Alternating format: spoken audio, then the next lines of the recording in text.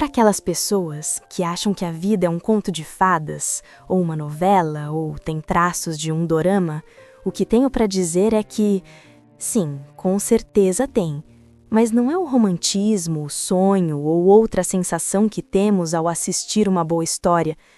A similaridade está nas tragédias, naquilo que não é mostrado nesses dramas de modo mais realista e não romantizado. Me chamo Alice, tenho 38 anos. Minha história com Lacerda começou quando eu tinha 18 anos e estava no primeiro ano da faculdade de administração. Logo ao iniciar o curso, pensei que tinha sonhos de me tornar uma boa profissional e trabalhar numa grande empresa. Sempre fui focada em meus estudos e objetivos, tinha como prioridade minha formação profissional e, posteriormente, o pessoal.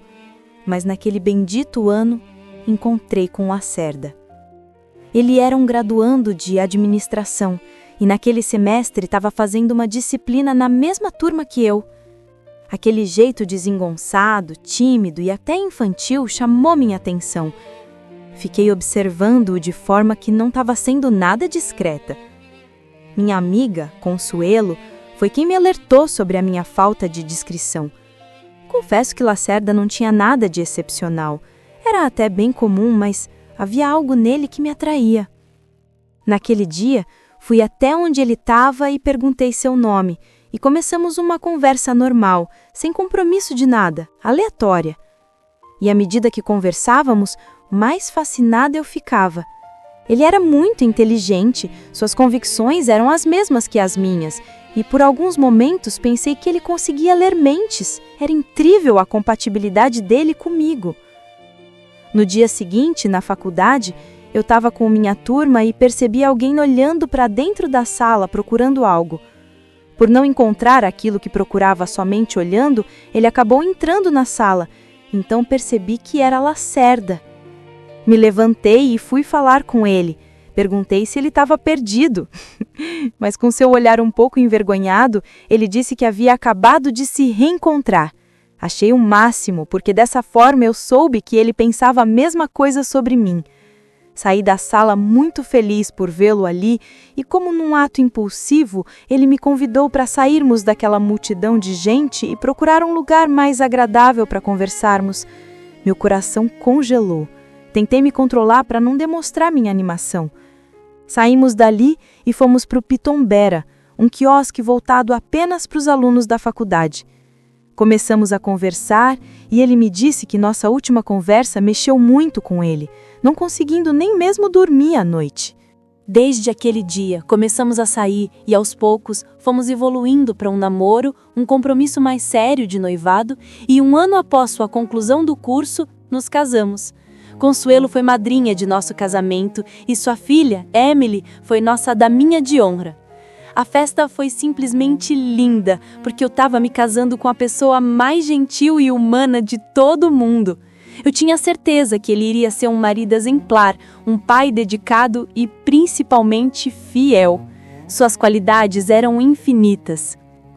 Quando eu estava no 6º semestre da faculdade, descobri que estava grávida de minha primeira filha, Aline. Por ser uma gravidez de risco, a médica pediu para que eu repousasse o máximo possível para não ocorrer nenhuma situação difícil para mim e para a bebezinha.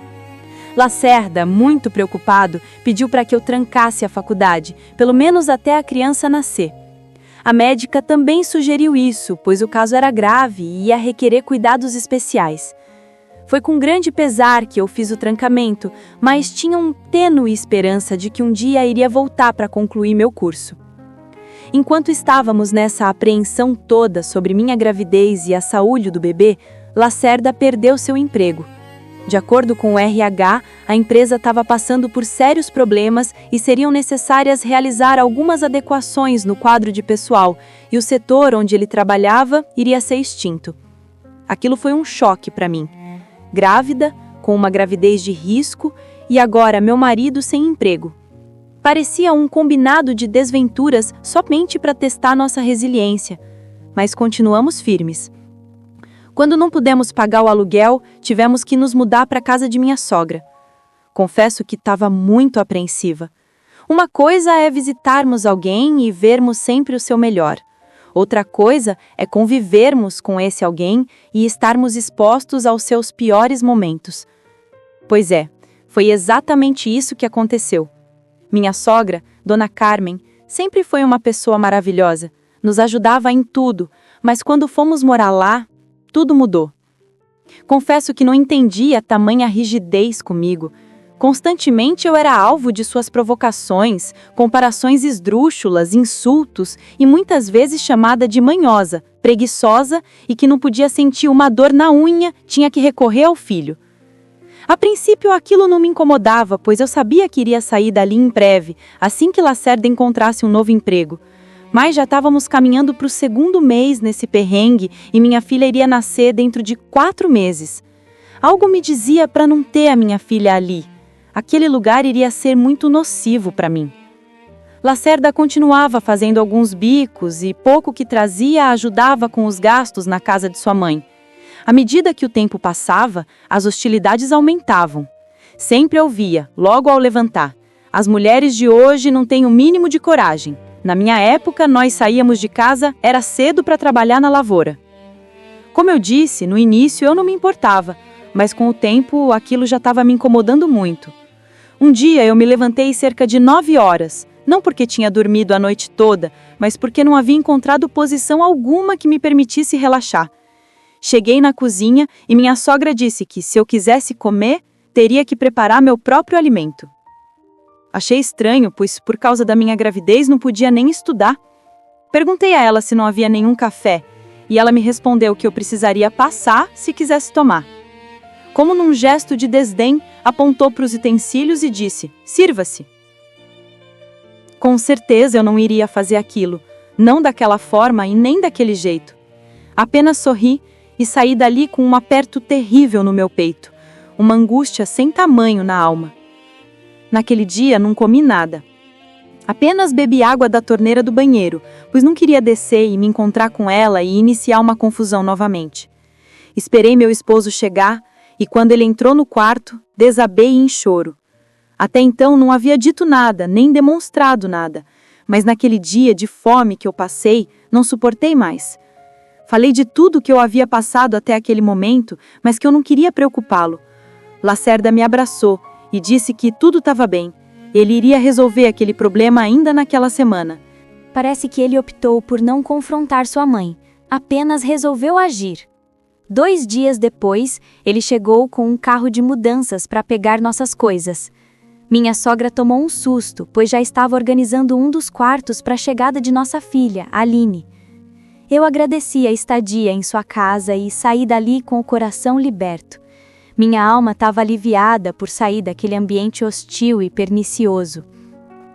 Os dias que antecederam meu parto foram mais tranquilos. Minha mãe sempre vinha me ajudar nas tarefas diárias da casa e sempre havia alguém para me fazer companhia até Lacerda chegar. Num sábado, comecei a sentir fortes contrações e meu marido chamou rapidamente um Uber e fomos para o hospital. O parto foi muito difícil e, sem ter outra escolha, o médico optou por uma cesariana. Na madrugada do domingo, nossa pequena Alice nasceu. Perfeita! Ela chegou no momento ideal em que representava uma nova fase. Passados esses momentos mais críticos, em casa Lacerda me informou que iria entrar em sociedade com seu amigo de faculdade, Eduardo. A princípio iria atuar com vendas nacionais e em breve com importações e exportações. A logística era bem simples e o custo não seria tão grande. Mas isso demandaria muito tempo, tendo que trabalhar até 14 horas por dia para que o negócio crescesse. Eu adorei a ideia e sugeri que fôssemos para uma casa menor, em que os gastos diminuiriam e, quando a empresa já estivesse dando lucro, poderíamos nos mudar para nossa própria casa. Ele ficou muito feliz, pois não somente teria tempo para se dedicar ao novo projeto, como também sua preocupação com os gastos também diminuiria. E assim fizemos. Fomos para uma casa menor, apenas com 2 quartos, e ali nos revezávamos cuidando de nossas finanças e de nossa filha. Com quase 1 ano depois de nossa mudança, a empresa estava dando seus primeiros frutos. Conseguimos finalmente trocar de carro e já tínhamos planos para uma nova casa maior, mas, por um descuido nosso, acabei engravidando novamente. Aquilo foi como um gatilho. Pensei que iria voltar para a casa de minha sogra e agora com uma criança de colo e outra na barriga. Fiquei desesperada e a única coisa que eu dizia era para ele não me deixar sozinha na casa da mãe dele. Lacerda riu e tentou acalmar meu coração, dizendo que ele era um dos proprietários da empresa e não iria se demitir. Quando eu lembrei disso, meu coração ficou mais aliviado. Foi como se tirasse um peso do coração. Como diz o ditado, ser mãe é padecer no paraíso. Pois é. Na semana seguinte, Lacerda me disse que Eduardo estava querendo se desfazer da sociedade e queria vender sua parte. O valor que ele pedia era quase 40% inferior ao cobrado pelo mercado. Eduardo queria deixar realmente a empresa totalmente para Lacerda. Mas o problema era que nós não tínhamos dinheiro em caixa, nem investido, nem em bens. Não tínhamos nada, apenas um carro recém-comprado e algumas promissórias para pagar. Lacerda ficou muito apreensivo, pois um novo sócio poderia mudar toda a logística atual da empresa e desfazer quase 2 anos de tempo investido. Sua preocupação era plausível, pois ninguém pode prever o que vai acontecer no futuro. Lacerda cogitou também vender sua parte, mas começar do zero iria ser um desafio muito grande, maior do que correr atrás desse valor e comprar a parte de Eduardo. Meu pai era bancário, trabalhou mais de 30 anos como funcionário de um grande banco e tinha muitos contatos. Quando ele ofereceu uma solução, colocando a empresa como garantia do empréstimo, Lacerda ficou um pouco indeciso, pois um passo em falso poderia perder tudo. Eu disse para ele que não se preocupasse com a casa e os gastos, porque eu poderia fazer algumas peças manuais e produzir artesanatos para vender e conseguir pagar as contas domésticas.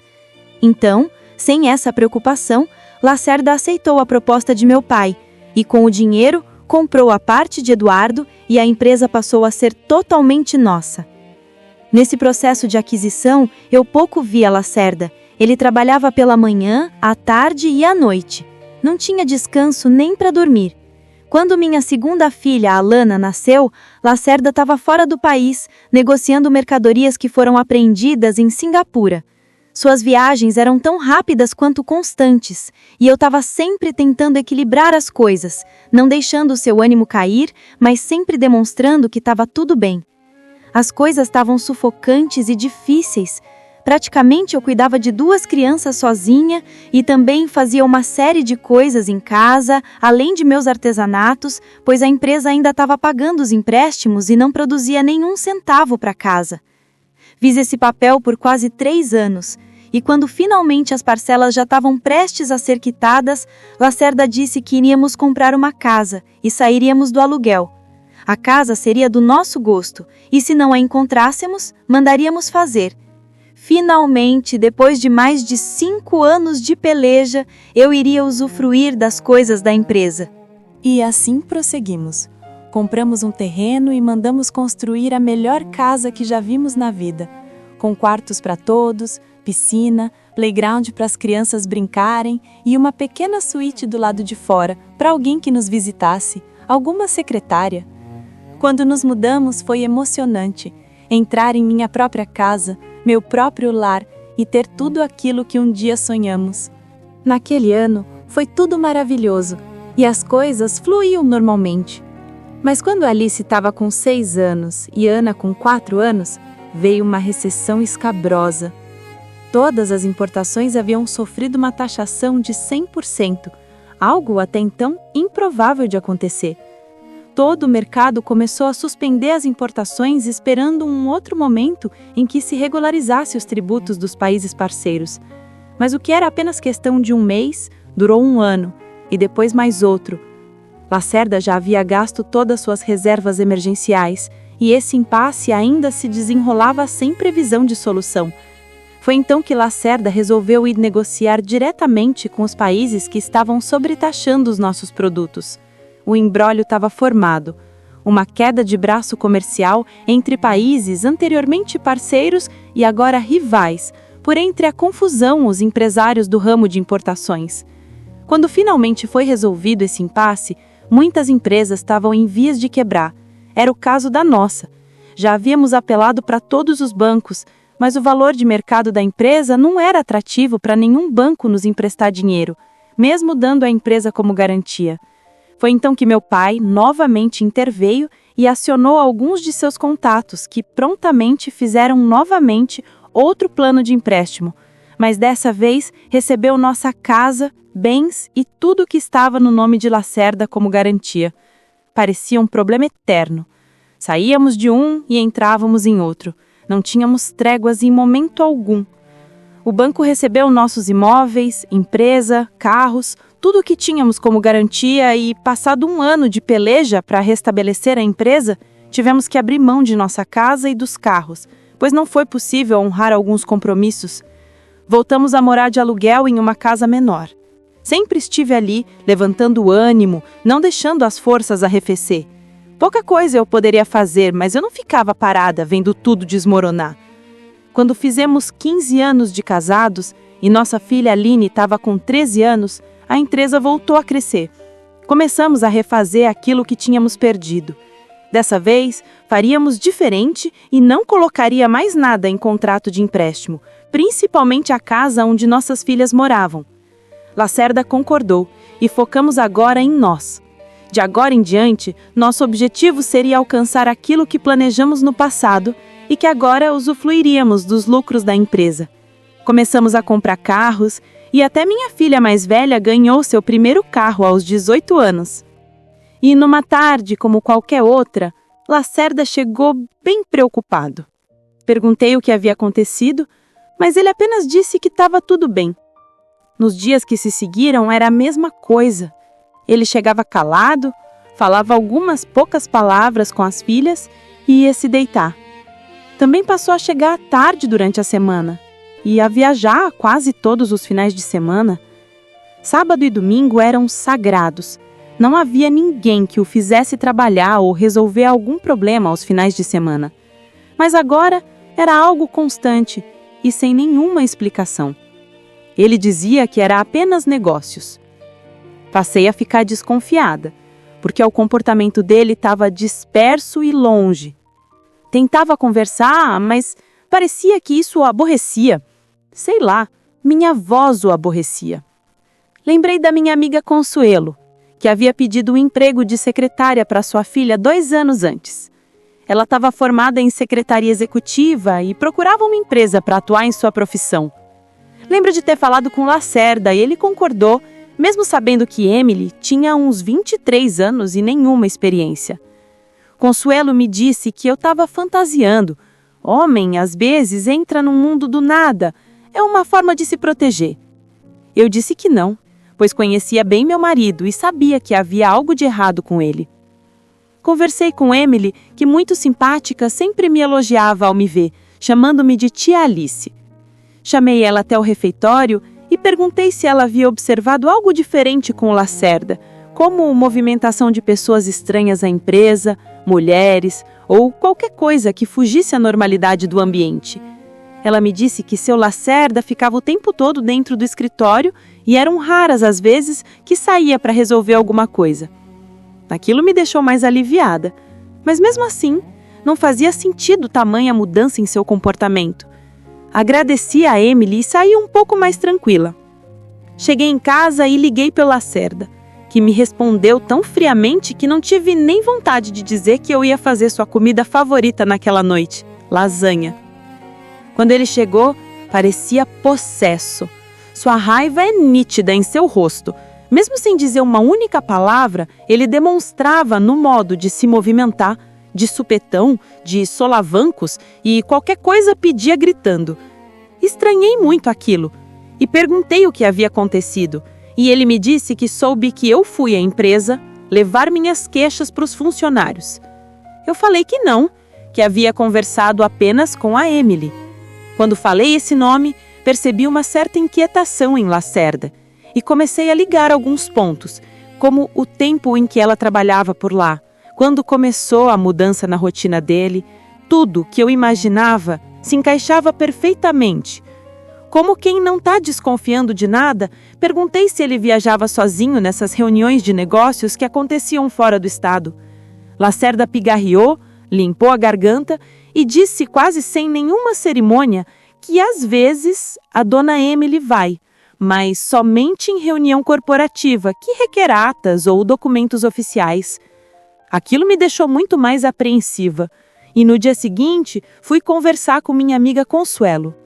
Ao chegar na casa de minha velha amiga, fui recebida de forma tão fria que não conseguia digerir suas palavras. Ela me acusava de ser uma esposa que sufocava o marido, não dava espaço, era carente de atenção, parecia querer atenção 24 horas por dia. Eu até dei um sorriso forçado, pensando tratar-se de alguma brincadeira, mas pelo que vi, ela estava indignada comigo, por duvidar de um marido tão exemplar como o Lacerda. Olhei para ela de modo firme e falei com a voz bem enérgica. O que aconteceu com você? Por que você mudou tanto assim? Há alguma razão para esse seu comportamento tão absurdo? Eu só vim conversar com uma amiga e não ser insultada por ela. Eu tinha minhas dúvidas, mas agora não tenho mais. Vejo que você já sabia de tudo e, por sua falsa indignação, acredito que foi até mesmo planejado por você. Como pode? Seu marido te largou por outra, te deixando à míngua, e a pessoa que mais te ajudou você apunhala pelas costas? Que decepção a minha! Consuelo, ao ouvir minhas palavras, tentou amenizar que não era nada disso, que eu estava imaginando coisas, Lacerda e sua filha Emily jamais teriam algum tipo de envolvimento, e que se ela soubesse, com certeza seria a primeira a se opor. Quando Consuelo estava prestes a me passar um sermão, eu a interrompi e disse que agora sabia de onde estava vindo o dinheiro que bancava seus novos luxos, e lamentei não ter percebido antes, pois eu confiava nela e na filha dela cegamente. Quando voltei para casa, Lacerda já estava me esperando. Tentando se justificar ou explicar o inexplicável, gaguejava e mal conseguia dizer algo compreensível. Pedi apenas que ele se calasse e perguntei há quanto tempo ele estava tendo um caso com Emily, uma menina que tinha a idade de ser filha dele. Lacerda ficou meio constrangido. Disse que não havia planejado nada daquilo e que lamentava muito aquela situação toda. A minha dor era intensa. O meu ódio estava quase que incontrolável. Queria bater nele, queria esfolar ele vivo de tanto ódio, principalmente por lembrar de tudo que eu havia passado, de todas as provações, sofrimentos, renúncias, e agora ele me pagava com traição. Para mim, era dureza ouvir de um homem a quem dei tudo o que eu tinha, meu orgulho, meus sonhos, minha vida, coisas que são irreparáveis e não poderiam jamais ser recuperadas, ouvir dessa pessoa que tudo que fiz foi em vão, inútil. Dar o tudo não foi o bastante. Enquanto eu o questionava, mais calado ele ficava. Ele dizia que eu sempre fui melhor que ele não me merecia e as coisas aconteceram foi culpa exclusivamente dele. Suas palavras eram como nada. A dupla traição me pegou de jeito e sempre me batia uma raiva de mim mesma que não havia percebido nada, que não tinha a menor das desconfianças sobre a conduta moral dele. Ele simplesmente tirou algumas peças de roupas e disse que estava indo embora e que ele não conseguiria viver naquela casa depois de tudo o que aconteceu. Minhas filhas ficaram sem entender nada, pois nunca havia presenciado uma única discussão entre nós. Nossa relação sempre era amistosa. Mas naquele momento, não somente discutíamos, como também estávamos nos separando. Tentei trazê-lo à razão, à sua coerência, mas simplesmente já estava decidido e saiu apressadamente de nossa casa. Naquela noite, não parei de chorar. Não comi, não dormi, apenas chorava. Era uma dor tão forte que parecia que iria morrer. Meu corpo reagiu fortemente àquelas emoções. Passei a ter medo de sair, de conversar com as pessoas. Fiquei num estado de fraqueza mental tão grande que nada mais fazia sentido nessa vida. A única coisa que me mantinha de pé eram minhas filhas. Enquanto eu estava vivendo aquele furacão de emoções, sem forças para viver e sem coragem para reagir, recebi a visita de minha sogra. Raramente ela aparecia, mas sempre que vinha nos visitar era um inferno. Nada estava bom para ela, nada estava certo. Tudo que eu fazia era questionável e sempre dizia que as mulheres de antigamente tinham mais força. Nada era suficientemente bom para ela. Quando entrou em meu quarto, quase mandei ela sair porque já não tinha mais paciência para tolerar aquela velha chata. Por incrível que pareça, ela apenas se sentou ao meu lado, pegou minha mão e começou a falar. Alice, minha cara Alice, quantas vezes eu te alertei sobre esse tipo de comportamento que você tinha? Quantas vezes eu te disse para ser diferente? Lacerda é muito parecido com o pai dele. Seu comportamento manso, sua dedicação à família, tudo no Lacerda lembra o pai dele.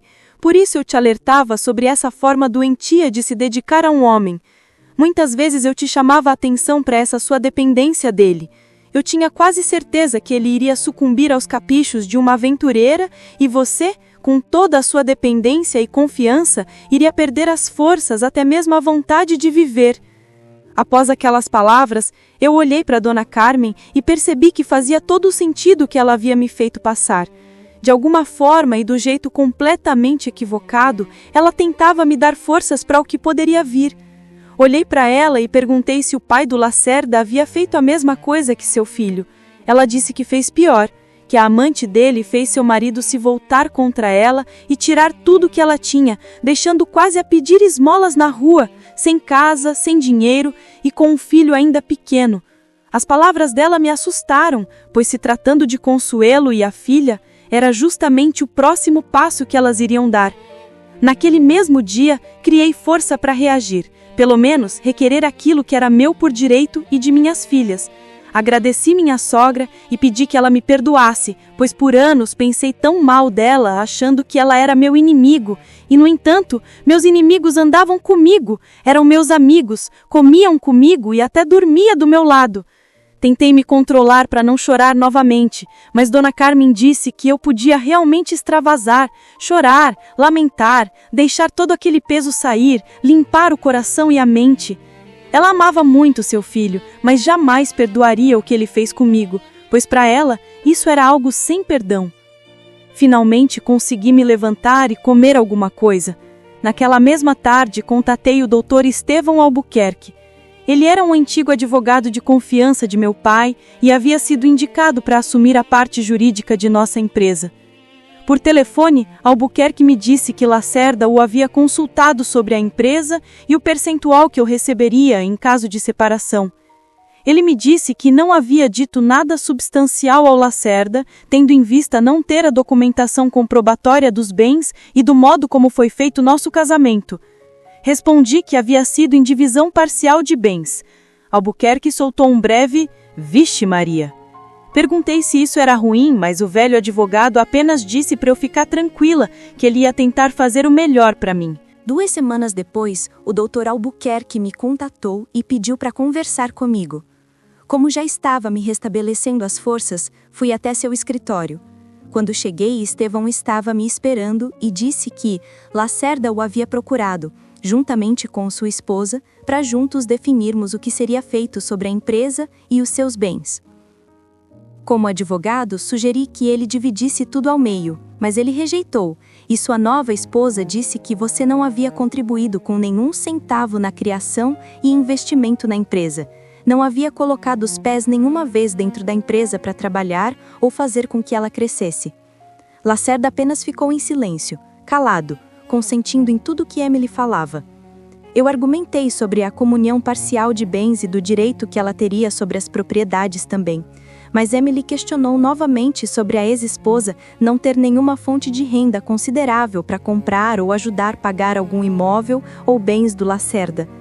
Já não mais suportando a intromissão daquela jovem tão petulante, perguntei se ela era advogada ou tinha algum tipo de formação em direito de família. Ela deu uma risada sem graça e finalmente se calou.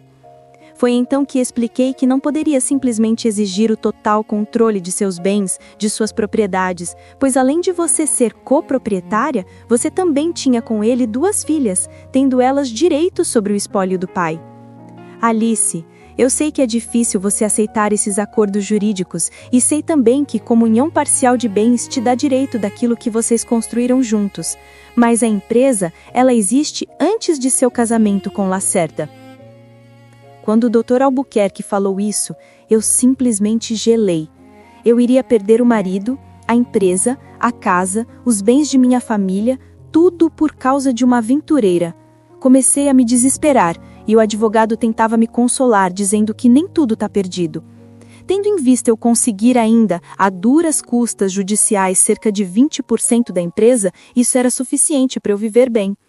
Ele disse que seria interessante eu negociar com Lacerda para ficar com a casa, um carro e um percentual de participação menor na empresa. Isso cobriria seus gastos com advogados, dores de cabeça desnecessárias, e ela não precisaria nunca mais ver sua cara estúpida novamente. A raiva que eu tava era tão grande que se ele estivesse ali eu arrancaria o rosto dele da cara e aquela piranha-mirim eu daria tanta bofetada que minhas mãos sairiam inchadas de tanto bater. Albuquerque, vendo meu estado, disse que isso era o melhor que eu iria conseguir, e se ele aceitasse, pouparia muito tempo e desgastes desnecessários. Eu concordei e deixei tudo ao critério do Dr. Estevão pela consideração que ele tinha por mim e minha família. Ele me agradeceu a confiança e nos despedimos ali. A raiva que fiquei foi terrível. Desconjurar ele, ela, a mãe dela, o cachorro dela, tudo que ela possuía. O ódio estava estampado em minha cara. Fui até a casa da minha sogra contar o que o bonito do filho dela tinha feito comigo. Quando cheguei lá e comecei a contar o ocorrido, ela parecia não estar surpresa. Ela deu um pequeno sorriso e disse: Alice, filho de peixe, ele é muito diferente do pai, mas é completamente levado pelos outros. Tenho pena dele. O conselho que posso te dar por agora é: se erga. Não faça como eu, que fiquei no chão por tanto tempo que achei que o meu único lugar era no chão. Você é mais forte que eu. Você suporta mais coisas difíceis do que eu. Por isso que eu sempre te chamava a atenção. Eu sei do teu potencial. Não deixe essas coisas te derrotarem, nem roubarem tua paz, alegria. Nesse momento você tem duas opções. Uma é se entregar à raiva, ao ódio e deixar isso te corroer até você não conseguir mais suportar. Ou você pode simplesmente se levantar, sacudir a poeira e dar a volta por cima. Mas não busque fazer tudo isso para mostrar que você é superior. Não, eles não merecem o menor de seus sentimentos. Faça isso por você mesma. Se reencontre, se ame. O único conselho que eu te dou agora é: assista apenas de camarote e espere para ver o que vai acontecer. Lembre-se de minhas palavras. Não há como ser feliz com a infelicidade alheia. Eu realmente acredito que Dona Carmen gosta de seu filho, mas o ato dele foi tão pesaroso para ela que não consegue esconder o desapontamento com o filho. A dor da traição é como uma queimadura profunda, dói no momento em que se descobre e fica muito pior depois de um tempo. Minha alma estava em frangalhos, minhas forças não respondiam e meu corpo começou a definhar. Entrei em um processo depressivo e de pânico, tinha medo de tudo. Tive queda de cabelo, desenvolvi úlcera nervosa, insuficiência cardíaca e com sérias dificuldades de raciocinar de forma coerente. Tudo isso veio com o diagnóstico de câncer de mama. Eu estava tão submersa em meus problemas que muitas vezes desejava morrer, somente para que ele sentisse culpa e remorso.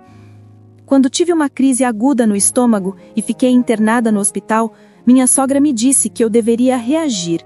A única pessoa que podia me ajudar era eu mesma. Mas nada do que me diziam me ajudava. Nada mesmo. Nem minhas filhas, nem meus pais, nada. Estava com um pensamento fixo que iria fazer ele sofrer como eu também estava sofrendo. Minha sogra, ao perceber minha resistência em não aceitar nenhuma palavra de apoio, apenas disse: realmente eu me enganei. Achei que você fosse mais forte que isso, mas o que vejo você é tão fraca quanto eu. Nessa mesma situação eu estive e, confesso, quando penso nisso, sinto vergonha de mim mesma. Estive caminhando ladeira abaixo para o fundo do poço. Ficava o tempo todo querendo saber sobre meu ex-marido. Qualquer movimento de dificuldade eu celebrava como se fosse uma vitória. Tudo isso só me levava para o mais profundo do desespero, pois isso não é suficiente. Nada é suficiente para aplacar essa dor invisível e silenciosa que vai corroendo a nossa alma. Você acha que vai despertar algum tipo de sentimento de culpa ou de remorso em seu ex-marido, mas na realidade, sua partida será um alívio para ele, pois só assim ele poderá viver a vida dele sem preocupação, sem nada que lembre um mal que causou. Você sabe por que eu sei disso? Porque o pai dele era do mesmo jeito. Não perca seu tempo e nem energia direcionando algum sentimento ruim para eles. Apenas se ame, apenas queira viver, não somente por você, mas por sua família, suas filhas. Nenhum homem merece sua dor, seus lágrimas, seu desespero. Lamento por meu filho ser assim, mas não posso mudar a natureza de alguém, mas posso tentar te ajudar da melhor forma possível. Pela primeira vez desde muito tempo, percebi o que realmente Dona Carmen queria me dizer. Naquela noite, chorei muito por me deixar levar por aquela situação. Lamentei meu descaso com minhas filhas, minha razão de viver. Eu as tinha abandonado por causa da dor do abandono e da traição. Eu me deixei ferir por pensamentos, palavras e até atitudes dos outros que me feriam. Como primeiro passo, resolvi abandonar a neurose de seguir o Instagram da Emily. A felicidade que ela demonstrava me causava muito mal, pois eu só tinha um pensamento de fazê-lo sofrer, nem que fosse com minha dor.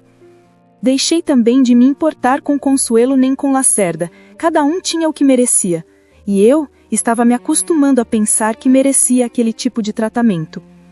Comecei a perdoar, comecei a tentar lembrar dessas coisas sem me ferir ou magoar. O processo de expurgação foi difícil, igual meu tratamento de câncer de seio. Mas à medida que eu me perdoava e perdoava aos outros, eu conseguia enxergar o quão profundo eu estava naquele abismo do desespero. Por incrível que pareça, as medicações que antes não surtiam efeito algum sobre meu corpo, agora estavam se mostrando bastante eficazes. Não houve a necessidade de um tratamento mais agressivo e somente com os medicamentos corretos, repouso e dieta adequada consegui superar essa doença. Quando cheguei em minha casa, parecia um sonho que eu havia acordado. Parecia que tudo que eu havia passado não era real, tinha sido apenas fruto da minha imaginação. Por um breve momento pensei que iria encontrar Lacerda vendo me abraçar junto com nossas filhas e eu teria plena certeza de que havia sido um sonho. Um sonho não, mas um pesadelo. Mas não foi isso que aconteceu. Minhas filhas vieram me abraçar. Minha sogra, que antes eu a via como uma estranha, agora tornou-se não só minha amiga, mas minha confidente. Cada dia que passava era um passo que eu dava para minha libertação. Havia dias em que eu voltava a um estado depressivo, mas eu tinha um novo objetivo, um novo foco traçado em minha vida, que era de sobreviver. Aos poucos fui me soltando dos grilhões que me prendiam e conseguindo novamente respirar. Nessa minha luta contra mim mesma e contra todas essas mazelas que quase me venceram, levei 2 anos para restabelecer completamente a mim mesma. Confesso que não foi fácil. Essa jornada foi repleta de vitórias e recaídas, mas hoje sinto-me forte para dizer que venci. Comecei a fazer novamente, a me sentir viva e com o apoio de minhas filhas voltei a cursar administração. Tudo estava tomando forma e caminhando, de forma lenta. Já haviam se passado 3 anos desde aquele fatídico dia em que descobri a traição de Lacerda. Tentava de todas as formas me manter firme e não retroceder. Tentava me conscientizar de que eu dependia apenas de mim mesma e do quanto eu estava disposta a lutar. Nesse tempo, eu me dividia entre a faculdade e meus artesanatos. Eu criava várias peças e joias. Não tinha uma grande clientela, mas conseguia vender bem meus produtos. Certo dia, uma amiga da faculdade, Cláudia Silemon, me perguntou se as joias eram feitas por mim e se eu tinha algum curso de fabricação de joias. Respondi que não, e todos os desenhos e design eram feitos por mim mesma. Cláudia achou muito interessante e propôs criarmos uma linha de joias voltadas ao público mais seleto do mercado, o de alto padrão. Poderíamos produzir joias numa linha popular, mas nosso objetivo seria alcançar esse filão de mercado. Achei muito interessante a proposta, mas antes eu teria que consultar minhas filhas e explicar como seria essa parceria. Cláudia adorou a ideia e disse que iria até minha casa conversar com minhas filhas, tendo em vista que elas também produziam as joias. Quando chegamos em casa, Cláudia abriu seu notebook e mostrou sua microempresa de joias e que, com nossa parceria, passaria a se chamar Ceci Joias, uma mistura de nossos nomes. Minhas filhas ficaram muito empolgadas, pois já conheciam o trabalho da Silemon. Foi bem descontraído e muito proveitoso aquela visita. De acordo com Cláudia, minhas filhas e eu iríamos fazer um curso de produção de joias em Minas Gerais, um polo tradicional de produção de joias. Ficamos muito contentes, pois finalmente estava aparecendo notícias boas. Minhas filhas foram fazer primeiro o curso, enquanto eu e Cláudia estávamos realizando os preparativos legais para a criação da Ceci Joias.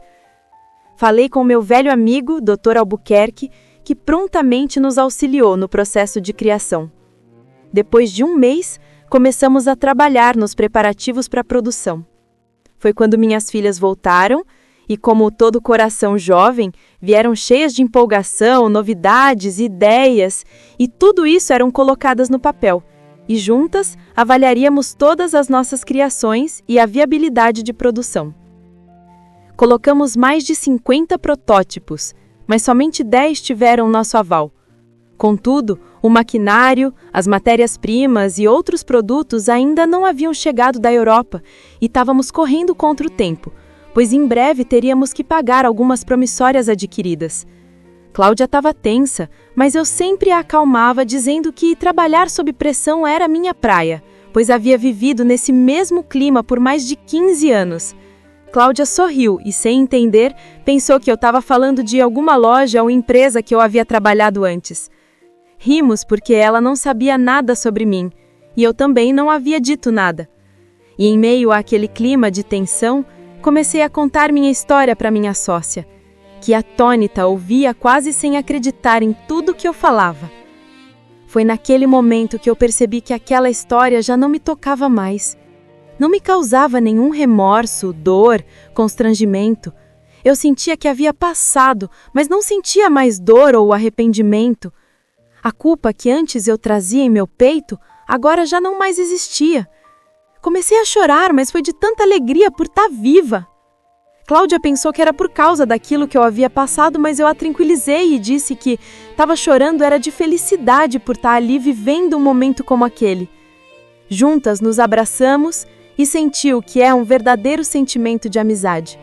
Ali choramos juntas e ela disse que jamais perdoaria esse tal de Lacerda. Eu apenas ri e disse que ela deixasse Lacerda partir. Ele já fazia parte do passado e há quase 4 anos que não tivemos mais contato. Nem mesmo para visitar as filhas ele havia voltado. Agora eu me sentia plena, revigorada e cheia de mim mesma. E foi nesse sentimento que recebi a triste notícia do internamento de minha sogra. A enfermeira do Hospital das Clínicas ligou para mim, a pedido de minha sogra, para visitá-la. Quando cheguei à enfermaria, a dona Carmen estava bastante debilitada e com um olhar bastante pesado. Com uma voz fraca e muito cansada, ela disse: Alice, obrigada por ter vindo. Eu queria agradecer por tudo que você me ensinou e pelo novo horizonte que acredito irá renascer para você e minhas netas. Você não só merece tudo isso, mas lutou para que isso acontecesse. Infelizmente, eu me entreguei às minhas queixas e deixei o ódio corroer a minha alma. Por isso, não há perdão para mim. Ao ouvi-la dizer tais palavras, eu a interrompi e disse que, graças ao apoio dela e sua sinceridade, eu consegui enxergar uma nova possibilidade, uma nova esperança. Como ela poderia possuir algo tão terrível que não mereça perdão? Quando eu ainda estava falando, Dona Carmen apertou minha mão e continuou falando. Alice, minha filha, onde você esteve, eu também estive. E, ao contrário de você, deixei-me corroer pelo ódio e pelos sentimentos mais destrutivos que existiam. Minha vida era tentar infernizar a vida do meu ex-marido. Se alguém me falava algo que havia acontecido com ele, dentro de mim havia um sentimento de alegria em saber que ele estava sofrendo. Dessa forma, eu vivi por anos, e meu corpo adoeceu, meu espírito adoeceu, meu ser desapareceu, mesmo eu estando ainda viva. Quase 10 anos depois de ter sido abandonada, meu ex-marido me procurou. Ele estava arrasado e acabado. Seu estado era risível, não parecia em nada com aquele homem que saiu pela porta sem nem mesmo dizer um adeus. Ele estava ali, diante de mim, em pé, chorando, me pedindo perdão, querendo que eu desse outra chance, pois a dor do remorso estava o matando. Naquele momento, minha alma se regozijou, tive meu momento de vitória e vi todo o meu sofrimento ser recompensado com a desgraça que sucedeu na vida dele, que agora rastejava aos meus pés, sem emprego, sem sua esposa, sem bens, sem nada. Apenas tinha um olhar patético e sem vida. Ele me implorava por perdão e eu respondi que não. Joguei em sua face tudo aquilo que eu já havia ensaiado por uma década. Joguei mesmo e disse que, por mim, ele poderia já estar morto. Eu olhava para ele e não conseguia sentir outra coisa senão uma sensação de bem-estar, e eu me sentia impulsionada a continuar pisando aquele cachorro morto. Ele, quase rastejando com a cara no chão, pedia que pelo menos eu o perdoasse, para que ele sentisse um pouco mais de alívio em sua alma, de compaixão. De pé, eu olhava aquele ser abjeto e com mais raiva ainda eu dizia que por mim ele poderia morrer e ir direto para o inferno. Meu ex-marido chorava desesperado e dizia que aquela dor era intensa demais e precisava de um mínimo de alento, um conforto em seu espírito. Eu ri, e não foi pouco. Meu riso era de puro deboche, de desprezo, de ignomínia. Eu apenas disse que ele poderia voltar para o quinto dos infernos de onde havia saído e de lá não retornasse nunca mais. Ele se levantou e, tentando se recompor, disse que, para ele, não havia mais sentido em viver. Eu o interrompi dizendo que eu mesma já havia morrido 10 anos atrás, quando ele resolveu me abandonar. Ele se levantou, ainda com muito choro em seus olhos, mas, tentando se conter, saiu. 3 dias depois de sua partida, me avisaram que ele havia falecido, fruto de uma parada cardíaca. Definitivamente, a dor de não tê-lo perdoado me corroeu. Eu não tinha mais ninguém para odiar, e agora estava oca, só o vazio profundo. O que eu quero dizer, minha filha, é que perdoe o Lacerda. Não digo que dê outra chance, mas falo por você mesma, para que você tenha paz de espírito. Não o odeie, nem tampouco busque o seu mal, porque isso não trará consequências ruins somente para ele e sua atual esposa, mas trará um vazio existencial enorme em sua alma. Busque viver da melhor forma possível, principalmente tendo paz de espírito. O que eu quero dizer, minha filha, é que perdoe o Lacerda. Não digo que dê outra chance, mas falo por você mesma, para que você tenha paz de espírito, não o odeie, nem tampouco busque o seu mal, porque isso não trará consequências ruins somente para ele e sua atual esposa, mas trará um vazio existencial enorme em sua alma. Busque viver da melhor forma possível, principalmente tendo paz de espírito. Eu a abracei e logo após isso, ela perdeu suas forças e morreu em meus braços. Fiquei com ela ali, olhando as enfermeiras desligarem os cabos e fios e tirarem ela da enfermaria. Mas quando eu saí do quarto, vi Lacerda juntamente com sua esposa vindo para visitá-la. Quando entraram, deram de cara comigo, mas eu ali, de pé, estava plena e absoluta. Nem mesmo ele ou ela iriam tirar de mim a minha felicidade ou abalar meu espírito. Eu apenas os olhei e os encarei. De repente, acendeu em mim um ódio tão forte que quase falei algo, mas me contive, pois lembrei das palavras de minha falecida sogra. Caminhei até a porta e disse que Dona Carmen acabara de falecer. Ele, sem entender, olhava para a cama e para mim, não sabia se acreditava ou duvidava, e nesse impasse de sentimentos ele perguntou como eu sabia que ela tinha falecido. Não respondi, apenas saí dali em silêncio, pois era justamente isso que eu daria a ambos. Não demonstraria nada, nem alegria, nem raiva, nada. Saí dali com vontade de chorar, não porque Lacerda havia aparecido, mas por saber que minha sogra tinha uma história tão parecida com a minha e tinha optado por continuar remoendo as agruras do passado, como eu estava fazendo, até que ela me alertou. Saí de lá de forma suprema e arravada pela perda inestimável de uma grande amiga. Não vi o que aconteceu, mas, pelo que parece, ele deve ter sentido muito essa perda, pois 3 dias depois ele me ligou, querendo saber o que Dona Carmen havia conversado comigo. Falou que não teve tempo de visitá-la no hospital e, quando foi, sua mãe já havia falecido. Ele chorava copiosamente, mas a única coisa que eu disse foi: "Lamento, por você, perdeu uma excelente pessoa." Então pedi desculpas, pois eu estava muito ocupada e queria continuar fazendo minhas tarefas. No ano em que eu concluí minha faculdade, resolvi investir meu tempo quase que exclusivamente em nossos negócios. O mercado de alto luxo era muito exigente e bastante lucrativo. Fazíamos joias sob demanda e com exclusividade. Cada peça era única no design e detalhes. Eu desenhava as peças, minhas filhas produziam e minha amiga Cláudia Silemon fazia a divulgação dos produtos e da loja. Recentemente abrimos mais 2 filiais em pontos estratégicos da cidade, uma voltada ao padrão de alto luxo e a outra visando o público mais popular. Fui fazer um curso de desenho e design de joias em Minas Gerais e nesse evento conheci Pablo Henriques, um espanhol que atua também na área de joias. Conversamos um pouco e eu expliquei qual era o nosso maior público, e Henriques ficou muito interessado, porque ele desconhecia totalmente essa demanda, principalmente na área da exclusividade. Ele produzia joias de alto padrão e populares, mas nunca havia pensado criar um ambiente exclusivo com joias exclusivas para essa área do mercado.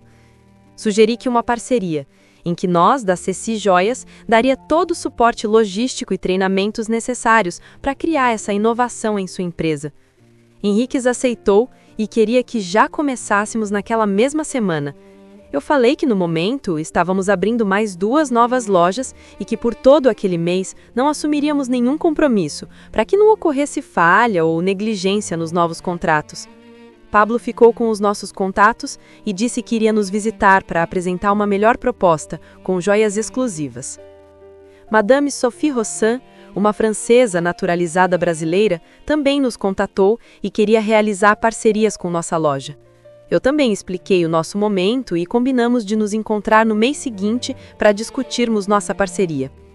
Durante todo o curso, muitos empresários do ramo de joalheria me procuraram para fazer uma parceria futura. Quando terminou o curso, minha agenda estava lotada de contatos. Se tudo ocorresse bem, teríamos muito trabalho pela frente.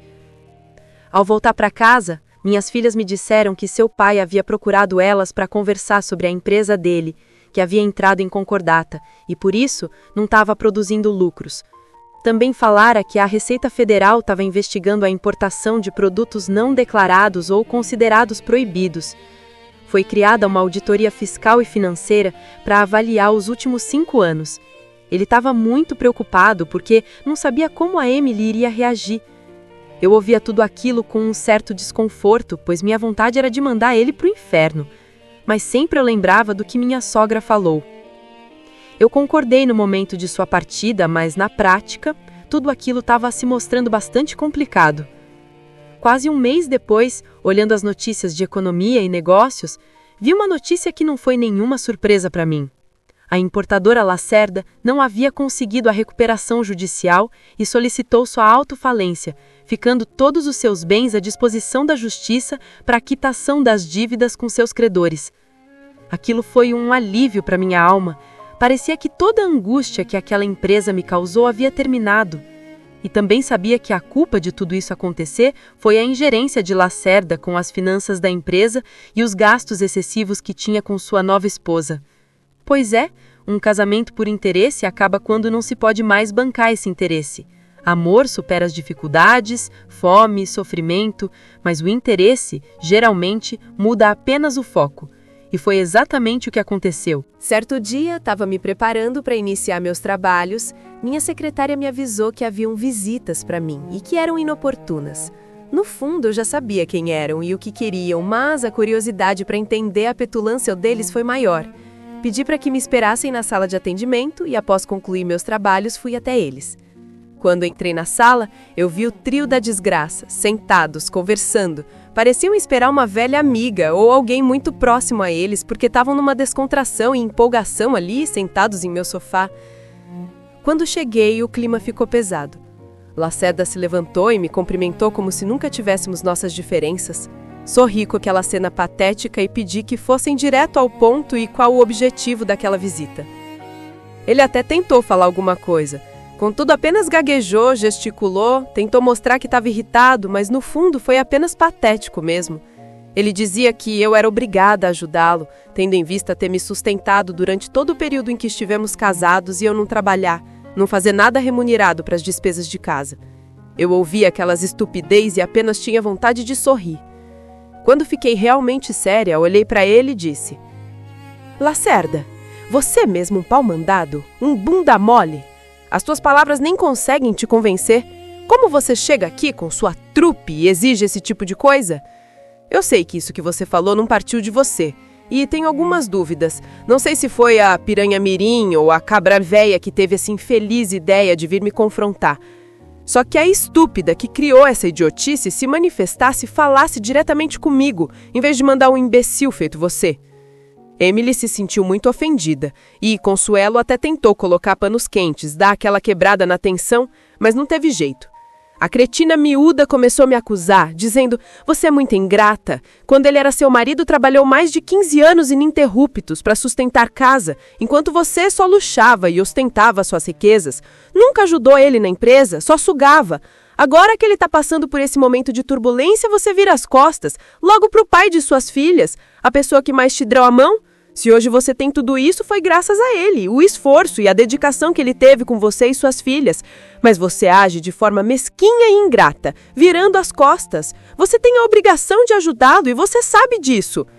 Antes dela terminar sua explosão de raiva, seu chorume da loucura, Consuelo interrompeu sua fala e completou: "Na época em que você esteve casada com ele, nada faltou para vocês. Sempre tiveram sua assistência. Mesmo ele se matando de trabalhar, ainda encontrava tempo para a família.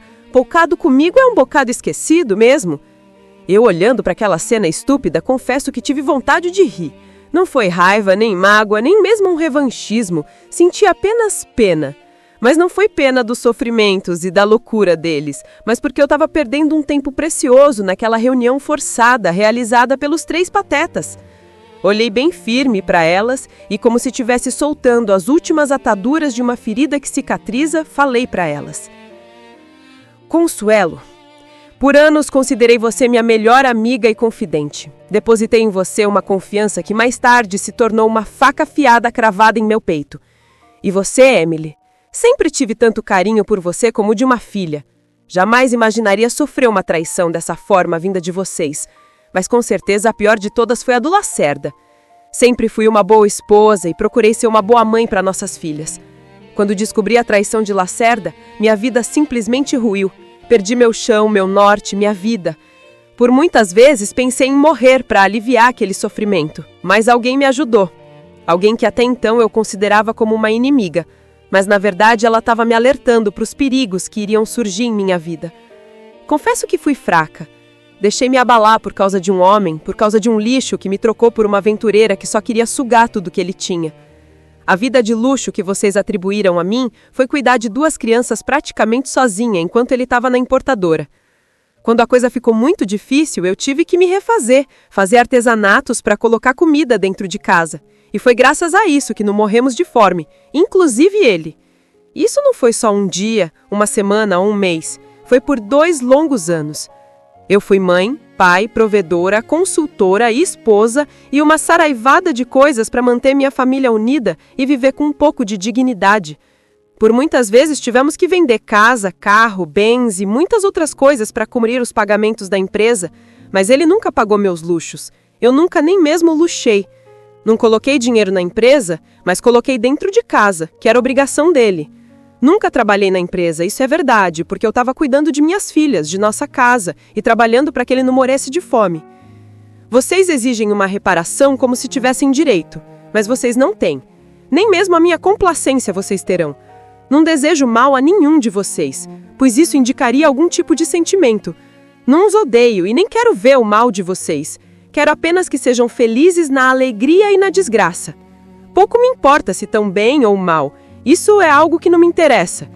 Se vieram até aqui com a estúpida ideia de encontrar pena, empatia ou qualquer coisa desse tipo, sinto muito em dizer, eu não tenho absolutamente nada para lhes dar.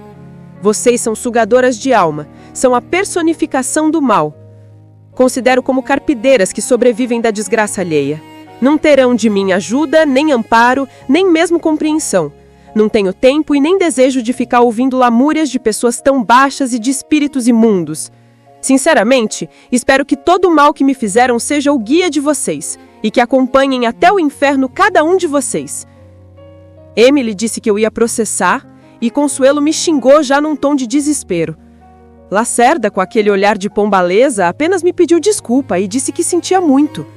Eu fiquei tão irritada com aquilo que quase parti para cima dele para acabar com aquele rosto estúpido. mas com grande esforço me contive e pedi que saíssem, pois eu tinha que trabalhar. Elas quiseram ainda se manifestar, mas o seu Arnaldo, o segurança da nossa loja, convidou todos a se retirarem. Caso contrário, ele não seria educado com ninguém. Lacerda, como sempre, foi o primeiro a sair. As duas ainda tentaram falar algo, mas foram retiradas à força. Aconteceu exatamente como minha sogra havia dito. Falei e soltei tudo que estava preso na garganta, mas aquilo não era o suficiente para me satisfazer. Era como se minha fome não fosse saciada e aquilo só aumentava o vazio de minha alma.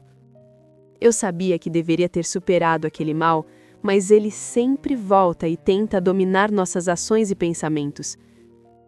Tentei ser forte e continuar meu trabalho, mas as palavras que ouvi e que eu falei foram suficientes para me desestabilizar.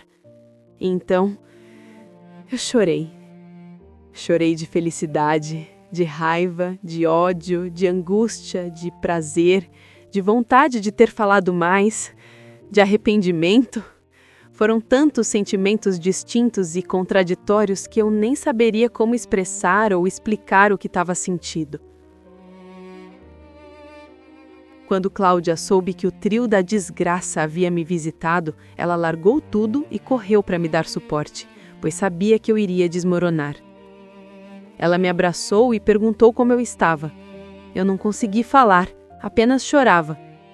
Ela não disse nada, apenas me abraçou e pediu para que eu tentasse me acalmar. A dor em meu peito era intensa. A vontade de dizer tanta coisa com Lacerda e sua trupe estava me causando mal. Agora eu entendia o que minha sogra me falou. O perdão não se tratava de Lacerda e de seus sentimentos, mas era por mim. Eu tinha que fazer aquilo, era para mim, para me proteger dessa dor, desse ódio que me consome. Por algum tempo, tentei levar minha vida normalmente. Tentei esquecer o que estava acontecendo, mas quase todos os dias eu recebia ligações da Emily e de sua mãe. Às vezes pediam por misericórdia, outras vezes me ameaçavam. Sempre tinham um discurso de vitimismo e de injustiça contra elas. Passei a bloqueá-las e ignorar seus apelos, mas elas sempre encontravam um jeito de burlar todos os meus bloqueios e quando já não estava mais surtindo efeito, elas passaram a me perseguir. Nos diversos locais que eu ia, nas reuniões, nas exposições, eventos ligados às joias, sempre estavam lá, mostrando-se ameaçadora em todo momento. Eu simplesmente as ignorava e não dava bola para aquilo tudo. Até que um dia, elas se cansaram de ameaçar e foram para as vias de fato. Numa dessas exposições, no meio de todos os visitantes, as duas começaram a falar, contar coisas absurdas ao meu respeito. Os seguranças do evento removeram as duas rapidamente, mas o burburinho causado por elas perdurou até minha saída. Cansada de tudo isso, fiz um boletim de ocorrência e solicitei uma medida protetiva de urgência para garantir-me a segurança e o fluxo natural dos trabalhos. Por um tempo, isso se resolveu, mas elas passaram a me abordar nas ruas, praças ou em qualquer ambiente aberto em que poderiam alegar coincidência. Passei a andar com seguranças, pois temia por minha vida. Solicitei ao Dr. Albuquerque que abrisse um processo contra elas e, quando elas foram intimadas, finalmente tudo aquilo parou. Depois desse desespero todo, Emily abandonou Lacerda, porque ele não podia dar tudo aquilo que ela queria e nem bancar os luxos de Consuelo. Pois é, o karma é algo cruel. Ele vai minando as forças aos poucos, e quando menos se espera, e sem ninguém perceber nada, ele dá o bote. E agora, Lacerda apenas colhia os amargos frutos de suas más escolhas. Eu estava chegando em casa, depois de um dia exaustivo de trabalho, encontrei na porta de minha casa, em pé, logo na entrada, Lacerda. Ele parecia um mendigo, todo sujo, barba por fazer, um cheiro forte de bebida, roupas rasgadas, uma visão macabra do desconcerto. Olhei para ele e o vi derrotado, com um olhar típico de uma criança sem amparo. Perguntei o que ele queria, se ele queria ver as filhas ou o que era. Ele, ainda muito envergonhado, com os olhos cheios de lágrimas, pediu apenas um prato de comida porque estava sem comer há 3 dias. Pedi que ele esperasse do lado de fora mesmo, que eu iria pedir para trazerem a comida para ele. mas ele insistiu para entrar, que não iria demorar e gostaria de falar algumas coisas. Eu já fazia ideia do que se tratava, mas como eu queria me ver livre o mais rápido possível daquela perseguição, permiti que entrasse e esperasse junto ao portão da garagem. Seu Humberto, nosso segurança, veio ao meu encontro, perguntado se estava tudo bem. Eu afirmei que sim e pedi para que ficasse próximo ao Lacerda. Lacerda até tentou dizer que não era perigoso, não precisa de vigilância, mas eu não dei ouvidos às suas lamúrias. Segui para dentro de casa e pedi para minha secretária levar um prato de comida para ele. Depois de 1 hora, fui até lá fora para ver se ele ainda estava lá, mas já havia ido embora. Confesso que foi um alívio, mas foi por pouco tempo. 2 dias depois, estava aquela figura suja e com as mesmas feições de antes, de pé, em frente ao portão. Entrei e trouxe 2 cadeiras e pedi para seu Humberto ficar atento e observando os movimentos de Lacerda. Perguntei então, o que você faz vindo aqui com essa frequência? Você acha que vai conseguir ganhar dinheiro, apoio ou o quê? Ainda com um semblante patético, ele me pediu perdão. Sabia que era indigno de receber, mas para ele ter paz no coração, era necessário ouvir de minha boca que eu o perdoaria.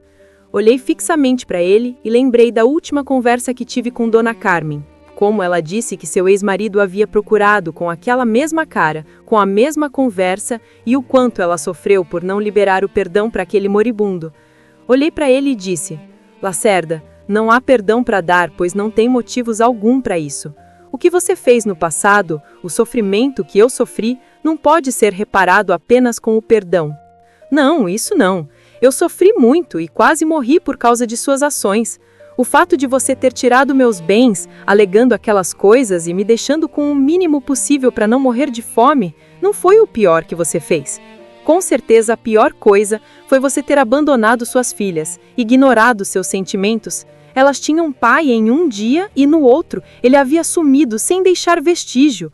Quando a dor era comigo, eu suportaria de acordo com minha capacidade e aceitação.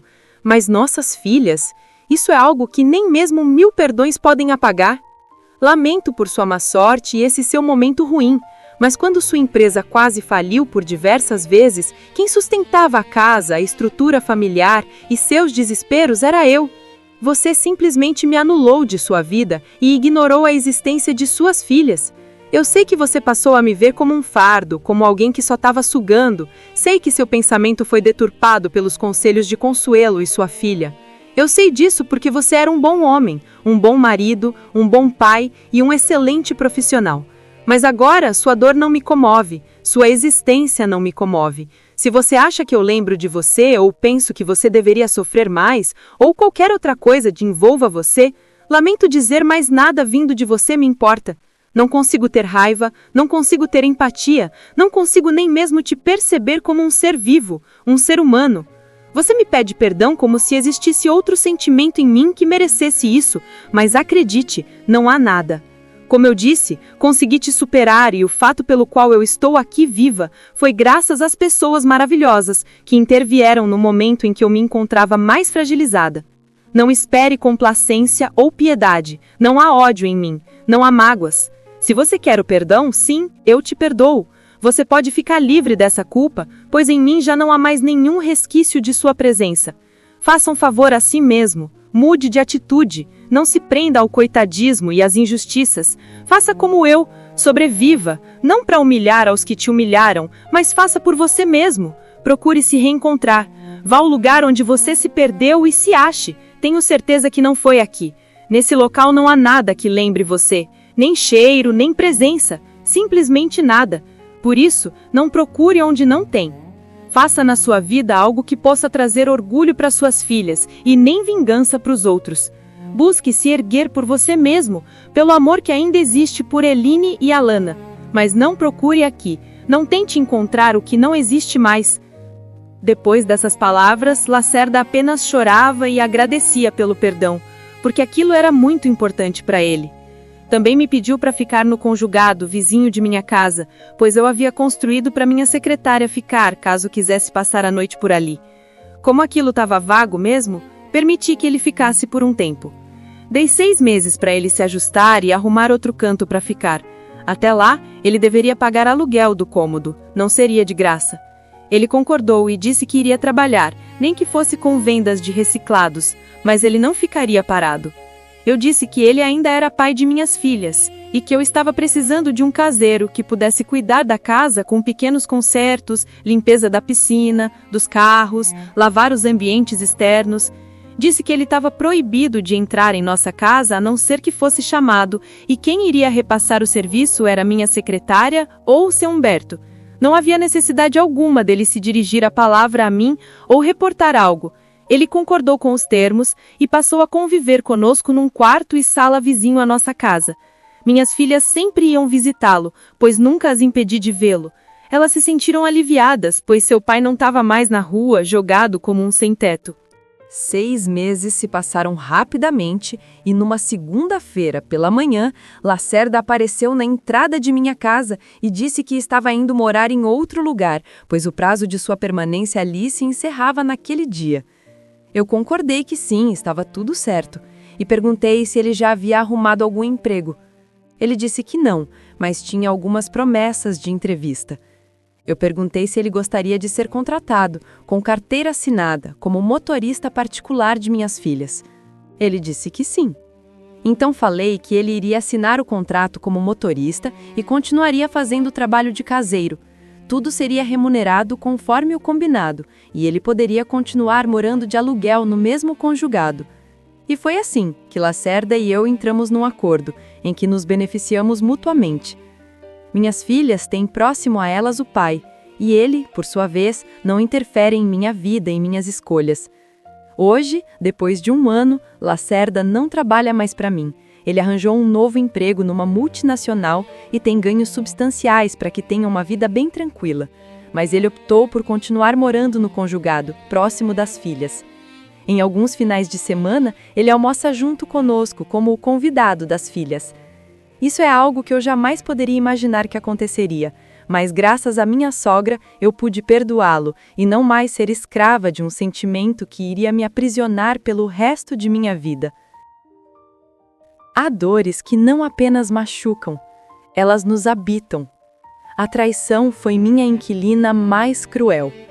Quando aquele homem escolheu outros caminhos, algo em mim desmoronou tão completamente que desejei não apenas sua dor, mas minha própria morte como castigo eterno em sua consciência. Que ele nunca me esqueça, pensava nas madrugadas de ódio. A vingança é sedutora. Promete justiça, oferece alívio momentâneo, uma ilusão de controle. Alimentei esse fogo com cada humilhação, cada lembrança, mas quem ardia era eu. Como nos ensina a sabedoria antiga, beber veneno esperando que o outro morra. A culpa veio depois, esse verdugo silencioso. Se eu tivesse sido mais, e assim assumi responsabilidades que não eram minhas, carreguei cruzes alheias. Transformei-me em coadjuvante da própria vida. A vontade de desistir não eram apenas pensamentos, eram planos detalhados de fuga definitiva. Mas um anjo apareceu. E veio de alguém menos provável que me mostrou que a chave da prisão estava em minhas mãos. Reergui-me, tijolo por tijolo. Enquanto isso, ironicamente, a vida deles desmoronava, não por minha ação, mas pela própria fragilidade do que foi construído sobre mentiras. Quando ele veio pedir perdão, quebrado e humilhado, entendi. Perdoar não é a esquecer ou reconciliar, é libertar-se do peso. Perdoei não por ele, mas por mim, para que minha história não fosse definida por sua traição, mas por minha capacidade de renascer das cinzas.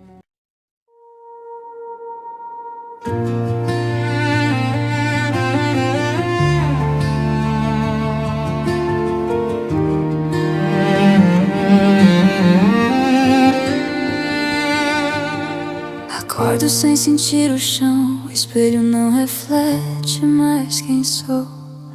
Entre paredes estou presa com solidão.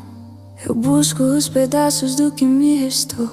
Sobrou apenas o peso do abandono. As lágrimas secaram e a voz calou. Minhas certezas já não mais existem nesse vazio que hoje eu estou. Será que vale a pena respirar. Quando cada suspiro dói tanto assim, será que existe força pra voltar? Quando tudo em mim diz que chegou o fim, mas alguém me disse: sobreviva por você, perdoe não por ele, mas pra se libertar. A prisão que carrega vem de dentro de você. Se tem a chave, então é livre pra voar entre o querer e o não poder, e o desistir entre viver e o não ser, e o agir. Há uma luz que você resiste em não ver. Ela é a porta que te leva a reviver.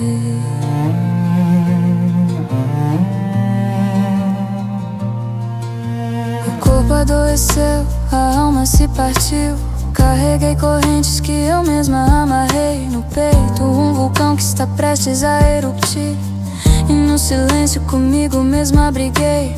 Quis gritar, mas ninguém escutou. Quis partir, mas o medo me segurou. Entre amar e odiar, não sabia escolher, até esquecer que eu podia renascer. Mas alguém me disse: sobreviva por você, perdoe não por ele, mas pra se libertar. A prisão que carrega vem de dentro de você. Se tem a chave, então é livre pra voar entre o querer e o não poder, e o desistir entre viver e o não ser, e o agir. Há uma luz que você resiste e não vê. Ela é a porta que te leva a reviver. E se eu te dissesse que a dor vai passar, que essa ferida um dia vai cicatrizar, que ser forte é chorar e depois se levantar, que perdoar assim é passo pra recomeçar. Não foi sua culpa, não foi você que falhou. O amor que ele negou somente em você restou. E agora está na hora de se levantar. Antes de tudo você precisa se amar. Mas alguém me disse: sobreviva por você, perdoe não por ele, mas pra se libertar. A prisão que carrega vem de dentro de você. Se tem a chave, então é livre pra voar entre o querer e o não poder, e o desistir entre viver e o não ser, e o agir. Há uma luz que você resiste e não vê. Ela é a porta que te leva a reviver.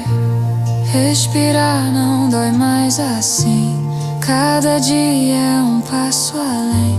E no espelho a mulher sorri pra mim, porque agora eu sei que tudo está